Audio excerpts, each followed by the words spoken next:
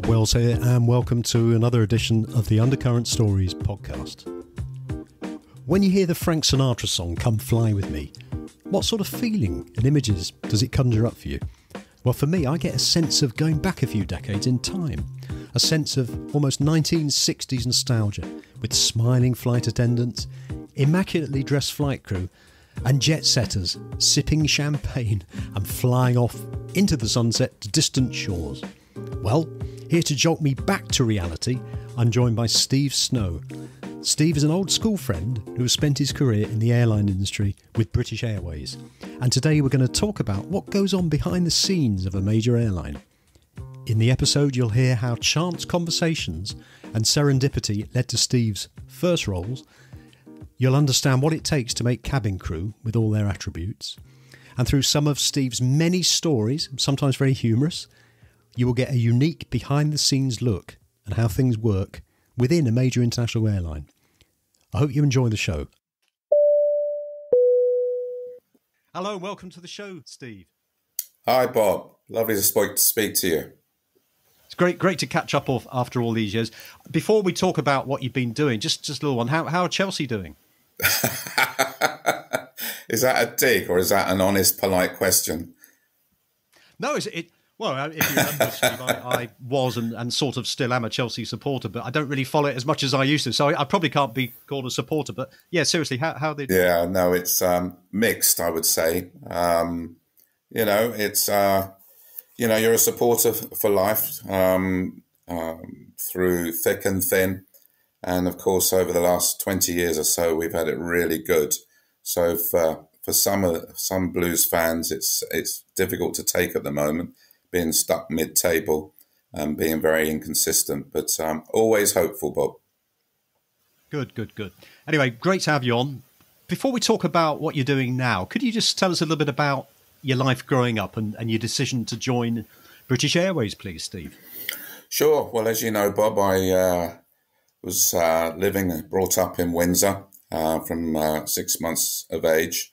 And Windsor's, crikey, I don't know the exact mileage, but probably not more than 10 or 15 miles away from Heathrow Airport. And being on the flight path, you're looking up and seeing planes virtually every day of your life. And a lot of people in that part of the world, work at Heathrow Airport, so neighbours and the like.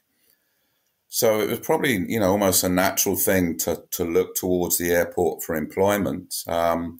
It wasn't the first thing.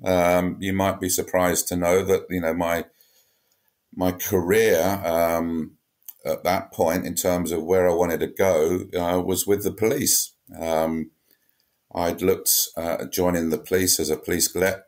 So that was where I was going and had a place lined up, and I was just waiting for a course date. And it was only talking to a neighbour and said that, did you not think about joining an airline at the airport? And I said, well, yes, but, there's not many opportunities. And there wasn't in those days. I mean, you either had direct entry pilot schemes or cabin crew, or I think it was revenue accounts, which I didn't fancy. Numbers was never my thing. Or apprenticeships, engineering apprenticeships, or there was this other one, this general trainee scheme it was called. But of course, thousands of people applied every year. So I thought the numbers were against me, so I kind of dismissed it. And he said, no, you should put in an application. So I did. And surprise, they called me up and asked me to come along to go through this selection process for what was then called the General Trainee Scheme. And they selected 11 people out of thousands of people. And I couldn't believe I was one of the 11. So that's how it started. No regrets. I think it was the best thing for me. It was a 3-year scheme, and the idea was that you would spend a little bit of time in every part of the business, from sort of sales and marketing, frontline customer service, operations, every part of the business except engineering and flying. and you would spend something like 6 weeks to 3 months on some occasions in these departments on attachment. And also you did a college course at the same time. So every Friday we went to college. I was just coming up 18, young lad, and it was a great opportunity to see every aspect of the business.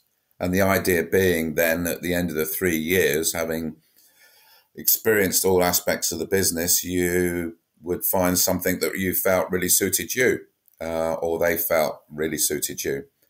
But bad timing for me, because at that time BA was being privatized. I think that was probably, just thinking now, probably the early 80s. And it was a case of keeping your head down and finding a job, because there was going to be, a lot of job losses. And because I didn't have a job at the end of it, I needed to find a job quickly. So I ended up in a job that probably didn't suit me, but was a job at the end of the day. And when you were undergoing the training, Steve, what role did you see yourself getting, and what did you actually get? I probably at that stage already realised that I was probably best suited to a customer-facing role rather than a back office role. The traineeship allowed me to work in the terminals on check-in and boarding and the ticket desk, etc. So it was good in that respect. But I had fun elsewhere, working in sales shops and marketing departments, etc. Cargo, even terminal operations. It was great. But yeah, in answer to your question, I was probably already thinking that I didn't want to be shut away in an office anywhere, and I wanted to be customer facing. But rather daft, I thought I was already well placed for a management job at 20 years of age. You had high aspirations from a young age. Yeah, absolutely. And I think because I'd seen people previous to me on this very scheme go on to bigger and better things, but I'd missed the point that it wasn't immediate. Things don't happen overnight, and it would have been extraordinary for someone then, maybe not so now, in their early 20s, to get into a management role in British Airways. So I had to. I think in the space of 3 years, I must have seen 30 different departments. So it was never in depth enough to be able to apply for a job in that position and move into a senior position. I still had to start at the bottom. So when you had your first proper job, which you sort of had to get, as you mentioned, because it was being privatised and you had to keep your head down, you mentioned that it wasn't one that you particularly wanted to do. What was the next step? What did you go for after that, Steve? I applied and got a job in operations control. Some people used to call it flight operations. So it was all airlines have them, and BA certainly has one now. It's an operations control center. So where all the aircraft movement, crew movements, and the operation of the airline is controlled from. In those days, it was split into short haul and long haul. And I was working in the short haul part of the business in the Queen's Building. Anyone into aviation will remember the Queen's Building. I don't know. I don't think it's there anymore. Yes, I remember that. Is it not there? No. I don't know. There may be something that it was squeezed in between Terminal 1 and 2. And as a lad, you used to go spotting on the roof of the Queen's Building, where there would be hundreds of people at the weekends, especially. And you were one of them, were you? Right. Brilliant. Yeah, I think I went a few times. I didn't know. Did you? I think it was like a little book you could get called a CAM, Civil Aircraft Markings, and you used to strike every time you saw a certain. That's right. Yeah, and there would be people that would have their little radios tuning into the pilot's conversation, which was always fascinating. Yeah. So yeah, that's where I went. Ended up in the basement of the Queen's Building in operations control, listening in and absorbing as much information as I could. my job then really was just dealing with the communication side of things. So messages used to come in, for example, from all around the world telling us about an aircraft departing or arriving with the times, etc. And you've got to remember, a lot of this is before the computer age. So, a lot of information was put on blackboards, believe it or not. Hard to imagine now, but I was writing information on blackboards for people to see the departure time of a certain flight out of Khartoum or wherever it was. Just to be clear, this is nothing to do with air traffic control. This is basically so you've got your information, so you can relay that information, onto passengers or people collecting people. Yeah, I mean, you would filter that information down to anyone who needed it. For example, I operated the company frequency radio. So pilots would call air traffic control, but they would also call their airline. So they would call British Airways London, and it would be me that would be at the end of the radio. And they would pass information to me about their arrival time, how many passengers that they had on board, whether there were any specials, as we used to call them. So, how many people required a wheelchair, how many unaccompanied minors. And often they would ask for an amount of fuel for the return flight, so that would get pre-ordered. So I would get all this information, and I would then communicate that on, because as you can imagine, the arriving airport would want to know. They would need to get their personnel in place to meet that flight. The fuelers would need to know the fuel that they were putting on for the return flight. The caterers would need to know numbers. So that was what I was doing. I was communicating a lot of that information on, and then I was passing them on to engineering, and they would tell engineering if they had any faults, etc. So you mentioned earlier on about you saw yourself more as customer facing. I guess this particular experience you had was not quite as customer facing, but it gave you a good sort of grounding in what was going on behind the scenes. Yeah. I mean, it's we're talking 30 plus years ago, but I can remember it as if it was yesterday, and a lot of lessons in terms of how an airline operates, particularly during disruption. We don't see it so much these days, certainly not at Heathrow, but, back in the day, there was a hell of a lot of fog. It seemed like, to me, I don't know about if you're, living in Windsor, there always seemed to be fog, but working at Heathrow in the winter especially, there didn't seem to be a week that didn't go by without, severe fog, which reduced visibility, etc. So often, it was about where did we send planes and how then did we deal with those passengers?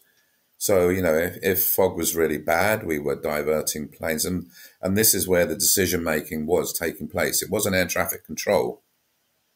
The airline decided where it wanted to divert its planes. So we, depending on what the weather was like in these other places, we would send planes to Cardiff and Manchester and Birmingham and Gatwick and Southampton and Bournemouth.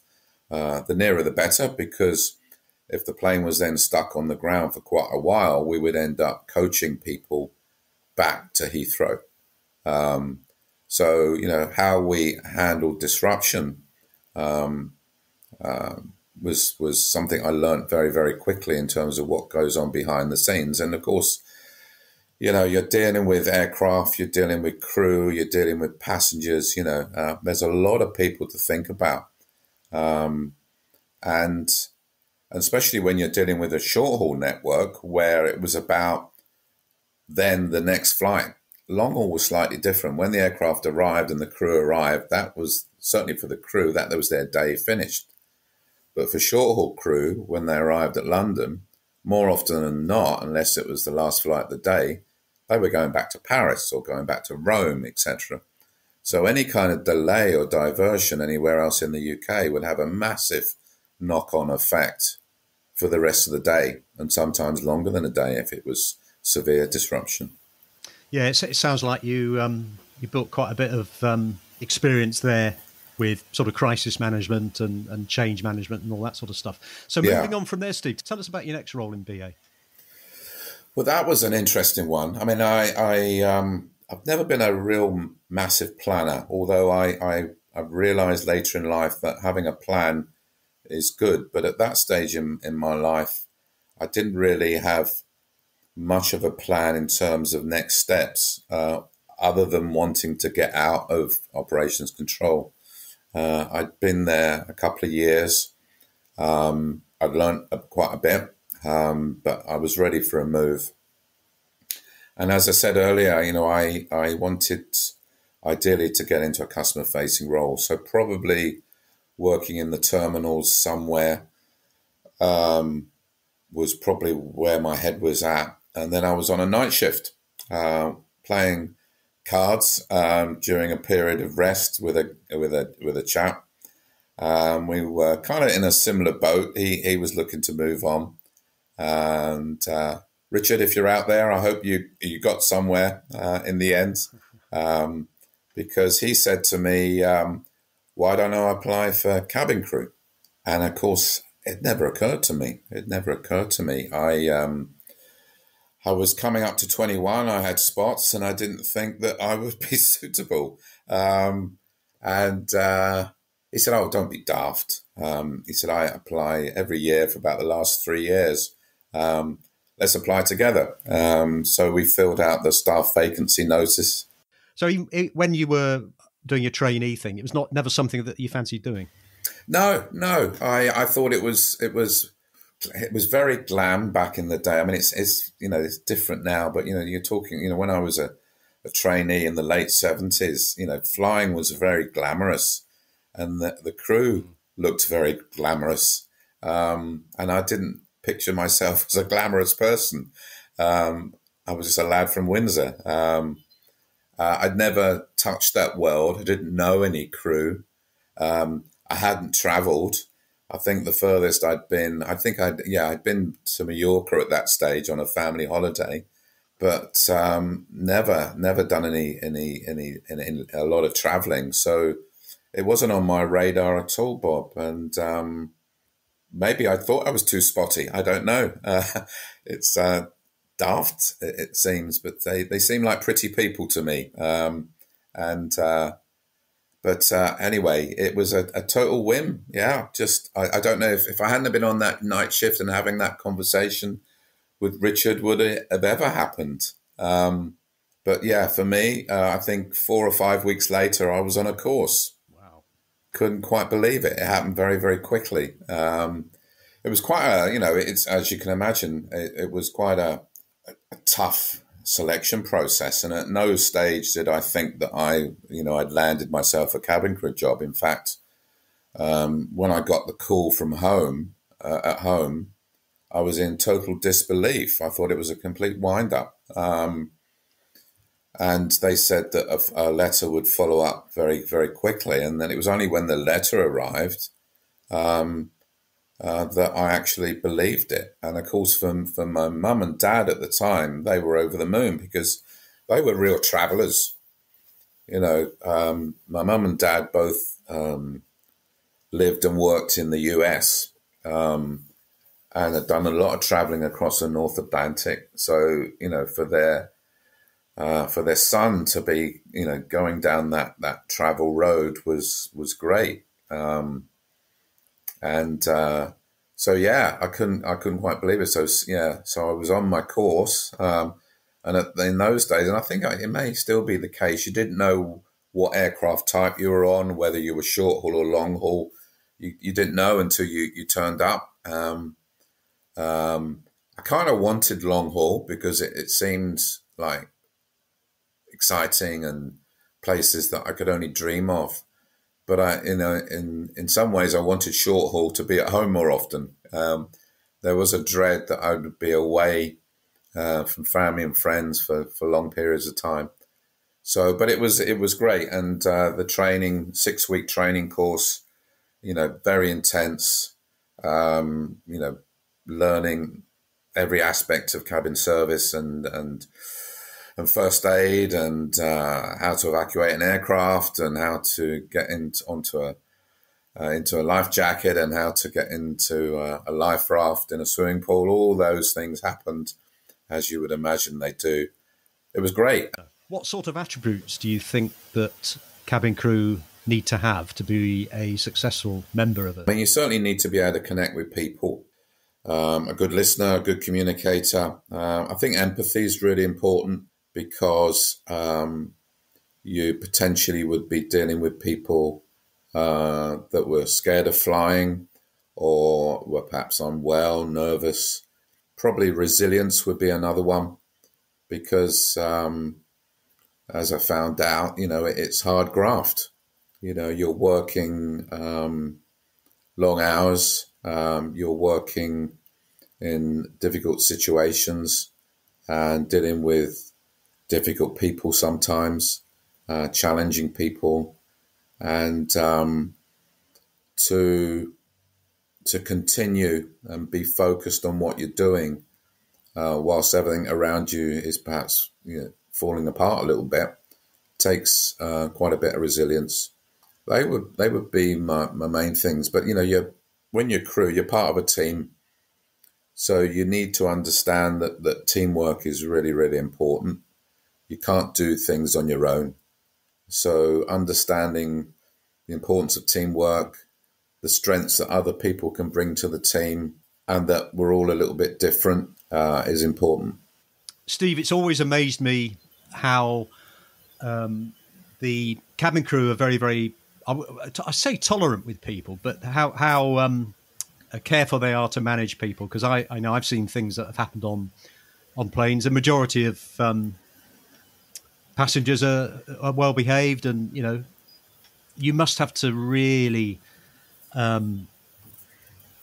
draw on your resources to cater for some of those people and look after them. I would have thought. Are there any stories that you'd like to share with listeners? Yeah, I mean, I've met obviously literally thousands of passengers over my time flying from different backgrounds and different cultures. I was fortunate in a way to be flying and dealing with people in I wouldn't say it was the golden age. I probably missed the golden age, but it was still a very good time to travel because you had more time with people. I think these days it's very rushed and there's a lot of bits and bobs to it. Back then, I felt that we had more time to engage with people. So you would meet some fascinating people. I remember the first time going on a flight out of Heathrow that was not immediately, but going down to Australia. Then it was 2 stopping points before you got to Australia. Now I know you can fly directly. We used to fly to the Middle East and then the Far East and then Australia. And I think I was working in economy and of course it was a lot of people going out to visit family. So a lot of the older generation going to visit their kids they hadn't seen for decades and grandchildren they'd never met. So quite elderly people. And I remember this lady came on in a winter coat because it was winter in London, but she was going to summer out there, and saying to her, would you like me to take your coat for you and put it above your seat? And she said, no, I'll be fine, son, I'll be fine. And I'm thinking, you're not really going to sit in that coat all the way to Australia, are you? But she was determined, and I had to kind of prise it away from her and tell her that it would be perfectly all right, literally above her head, and I would check on it for her constantly. And would she like a cup of tea just to relax? Oh, I'll be fine, son, and I'm thinking she's going to be on this plane for 2 days. And she's not going to eat and not going to drink and she's not going to take her coat off. So it took a lot of persuading. But, that's for a lot of people, they had no concept of of what they were going to experience. And taking that a stage further, of course, we were traveling to India and Pakistan, etc., places like that, parts of Africa, and you would see it in reverse, where family were coming over to the UK to visit their relatives, and never having experienced travel before, and never been out of their village in the remote part of India or Pakistan. Yeah. So, I don't mean any disrespect by it. And a lot of these people weren't used to the toilet facilities. So a best part of the beginning of the flight was explaining where the toilet facilities were and how they worked. So eventually, that became a video that we would show on board. But a lot of the time it was engaging with people and explaining, if they needed to go to the toilet, this is where they went, and this is where the seats is, and this is how you lift it up, and it's the toilet and not the sink, and just to get that clear in their minds, because and without going into detail, I saw some extreme examples of it not going well. The less said about, the better, I think, Steve. Yeah, and of course, there was. Again, back in the day, maybe security wasn't as tight as it should have been, and people used to smuggle little things like pets on board, and these weren't necessarily creatures that we would find back in the UK. And suddenly, you'd be looking down the aisle, and there'd be something crawling up that had escaped from someone's handbag. So.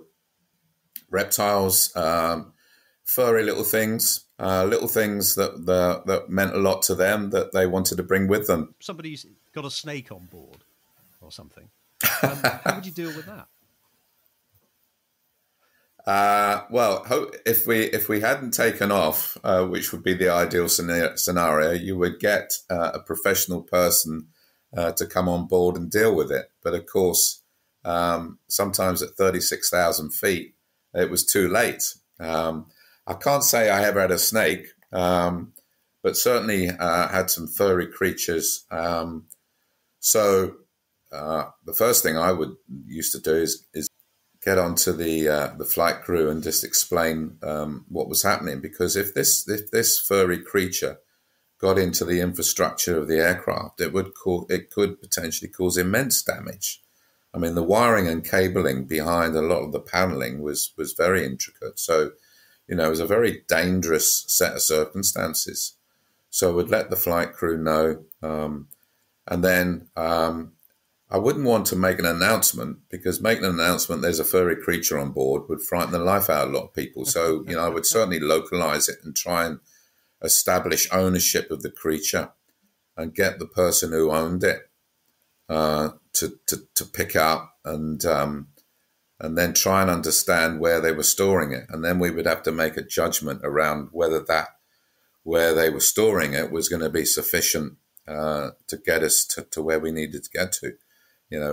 I wasn't party to it. I wasn't on board a flight, but I remember the one particular captain just took the decision to divert to the nearest airport to deal with it. It was that concerning. So you always have that kind of final option, but you'd want to get it into some sort of secure container that would keep it safe for as long as you needed it. That's an amazing story. Not one I would have envisaged, I have to say. Yeah, I can't imagine it would happen now. But, things weren't as tight as they are now. Things have changed, obviously, over the years with events, and security changed on the back of, all these major events that we're all perhaps aware of. But, going back to before my time in the 50s and 60s, the 70s, but also during my time in the 80s, a lot of places we flew to, the security wasn't as good as it was at Heathrow. And even Heathrow wasn't 100%. But, things have changed. Yeah, I bet. Any celebrities on your flights that you met? Yeah. I lost count, to be honest, and probably most of them probably wouldn't even know as celebrities these days. A lot of and royalty as well. You always had your favourites, people that you would see quite regularly. But I would always, be in awe of my own heroes.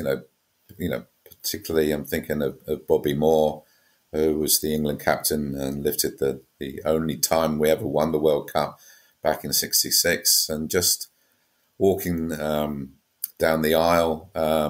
He wasn't in my cabin, and thinking, my God, that's Bobby Moore sat on the front row of economy, and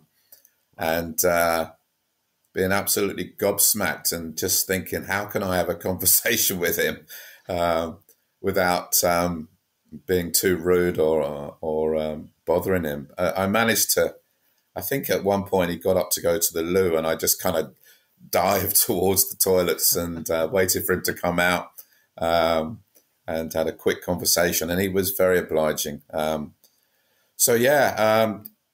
People like that, icons of my era and people that I was in awe of, but also, famous people that you remember perhaps for different reasons. Like I remember working in first class, and I think it was a flight out of LA, and being told that the first class cabin was full. But at that stage, no passengers had appeared. And I just wondered where everyone was. And then suddenly this lady got on, very glamorous, sunglasses. And I asked her for her boarding pass, and she said, "Which one do you want?" And she bought the whole cabin. And it was Bianca Jagger, Mick Jagger's wife. And I inquired later why she'd made the step of buying the whole cabin. And her answer was she didn't want to be disturbed by anyone. Which seems extraordinary, but needless to say, she didn't get disturbed. But and there were people who perhaps surprised me a little bit. The Mr. Bean character, Rowan Atkinson, because of the characters he played, I somehow had it in my head he would be quite an extrovert, and he was the complete opposite, an absolute introvert. Very quiet, very shy, came on board with his paperback book and never said boo to a goose. Very polite, didn't eat a lot, didn't drink a lot, just drank a lot of water and just read his book from beginning to end. So I don't quite know what I expected, but I didn't expect that kind of shy, timid person. And then, of course, people like Tommy Cooper. How can I forget that name? I won't do an impression, but if you can imagine his voice, just like that. Just like that. And he was in first class, him and his wife. And pre-takeoff, I asked him and his wife what they would like to drink once we got airborne. I think she was a white wine. And he said he'd have a tonic. And I was, a tonic, okay. And no sooner I'd left the seat, he followed me into the galley and said to me, "Steve, whenever I say tonic, it's a vodka and tonic." And I said, "Okay." And he said, "She never needs to know." So every time I bought them a drink, I would say to him, "Mr. Cooper, here's your tonic. Mrs. Cooper, here's your dry white wine." But of course, his was a double vodka and tonic. And fortunately, she would go to sleep very, very quickly, so she never saw the impact of the vodka. But I thought that was quite amusing at the time. What was your next move after that? But I always had it in the back of my mind, this management job, Bob, that I kept on talking about. Virtually every few months, I would do a cabin crew training course as a trainer. So I would train cabin crew. Yeah. So I would be alongside a couple of other trainers taking new entrants through their 6-week journey. And indeed, I take more experienced crew through their first class training as well. So that was my sort of stepping stone away from cabin crew to life on the ground, because it was more of a lifestyle choice. With crew, it was a lifestyle thing as much as a job. So readjusting to being at home more often, I saw the training side as a good way of kind of getting my feet back on the ground a little bit. And it was great fun. Training was really good. Front facing with passengers, and then you're developing your coach. You're then developing your coaching and training skills. Did it seem to come quite naturally to you, Steve? Yeah, it did. I remember my training course as a crew member. In total awe of my trainers, and thinking they were the creme de la creme, and never thinking I'd have that opportunity myself. And they were looking for more trainers, and I applied. I think I had to give a presentation on something, anything obscure, and I did my presentation on running shoes, which seems a bit strange now when I look back on it. I was a bit of a runner, as I think you were, Bob, at the time, and did half marathons and the like. And I spoke to 15 minutes about my trainers that I was running in. I won't get into the detail of that, but they seemed to like it, obviously, and I became a cabin trainer. And for a while, I was also known as the slide man. I don't know if I ever told you that story, Bob. You did, but safety demonstration. I'd love you to tell listeners. Yeah, the safety video on the aircraft has changed many times over the years, but in the late 80s, early 90s, it was revamped, and they employed a lot of actors, obviously, to do certain aspects of it, but there were concerns about the actual jumping out of the aircraft bit because of insurances, etc. So they needed experienced people to do that. So I was asked to be the person that jumps out of the aircraft onto the aircraft slide in the safety video, for which I received a £50 note, and I had to sign some paperwork to say I wouldn't claim any royalties, because obviously it was going to be shown millions of times. So why I accepted those terms, I do not know, Bob, but I accepted the £50 note and duly jumped out of the slide. But I remember the director saying, cut, and having a word with me, saying that I shouldn't be jumping out of a burning aircraft with a smile on my face. So could I look a little bit more serious? So that's what I did. So I did it again, but it was fine the second time, and thereafter I became known as the slide man. So every time I went on a flight, there I was.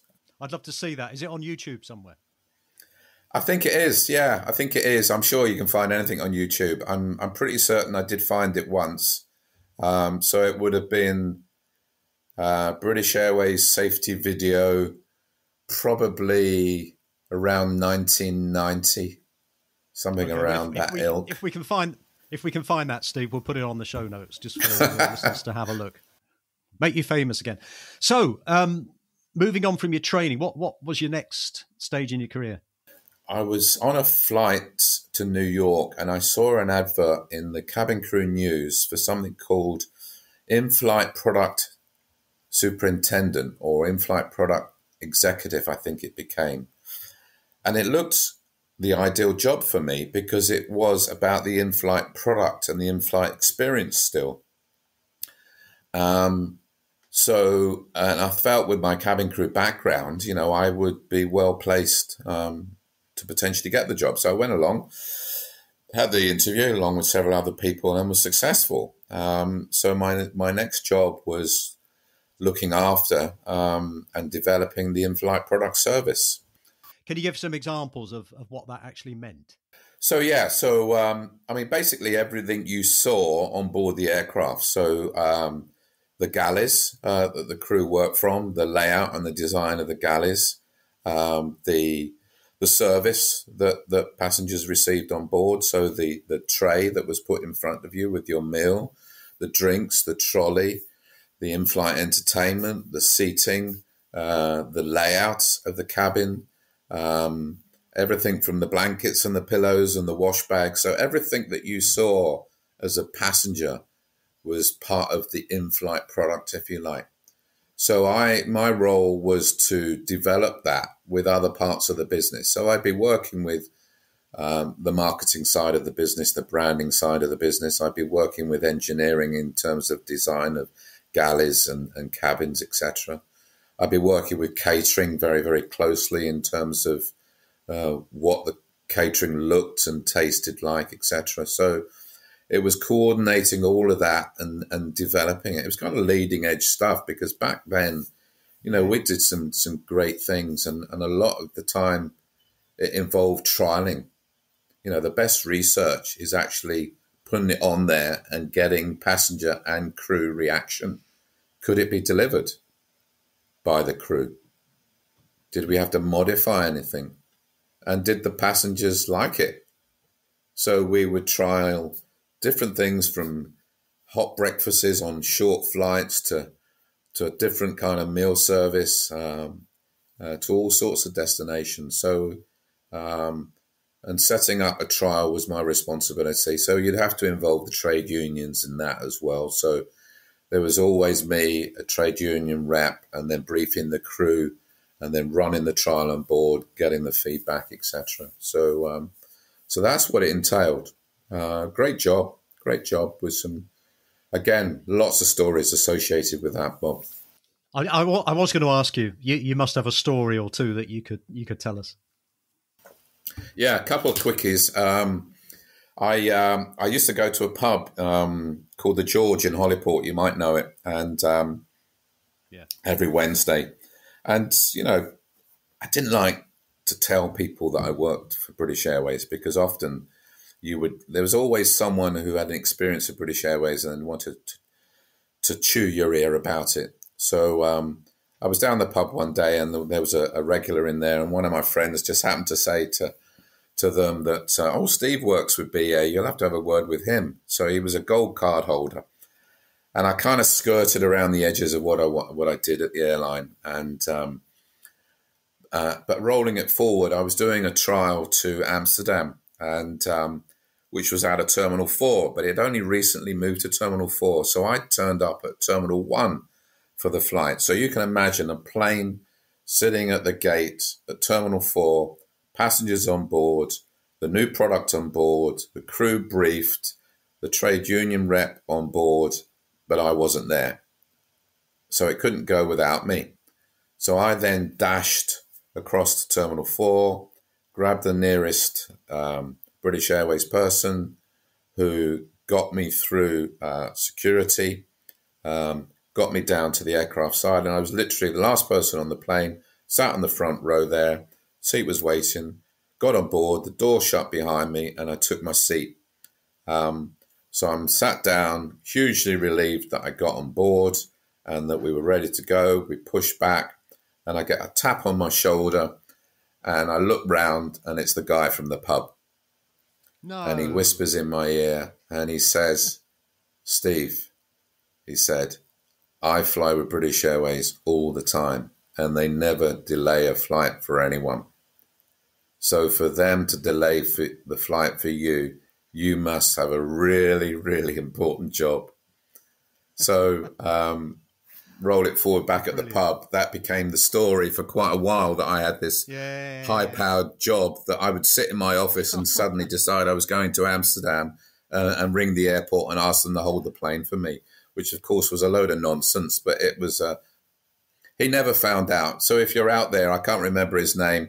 I do apologise for spinning the yarn, but it was a good story at the time. So I remember that. And then, of course, a little funny one with the crew. And I do apologise to the senior crew member in advance. I can't remember her name. But if you can imagine, as I say, I was often flying, trialing new things. So genuinely going in my own time on a flight to watch a football match in Prague with a colleague. So we're walking up the aircraft steps, and the stewardess at the top of the steps suddenly goes completely white, seeing the two of us walk up the steps, and has an absolute panic about the fact that she hadn't been briefed about the trial that was going to happen on the flight. And we realized that she thought because we were on board, there was bound to be a trial.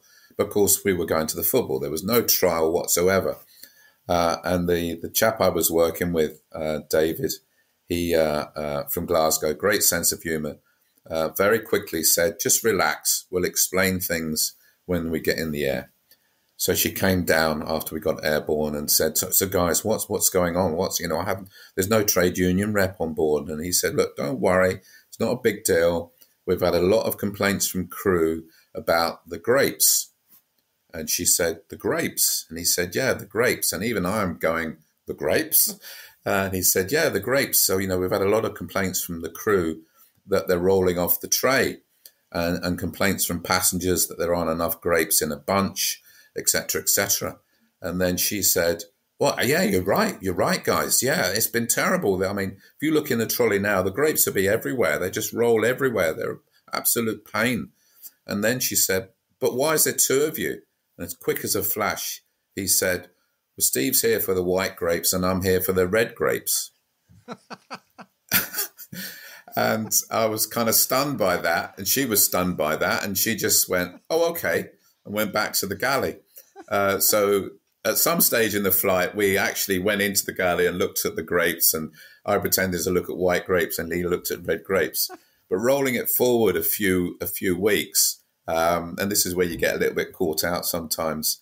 There was something called in the cabin crew news, the listening ear, where crew could write in to the listening ear about anything they wanted, and they would get a response that would be printed in the cabin crew news for all to see.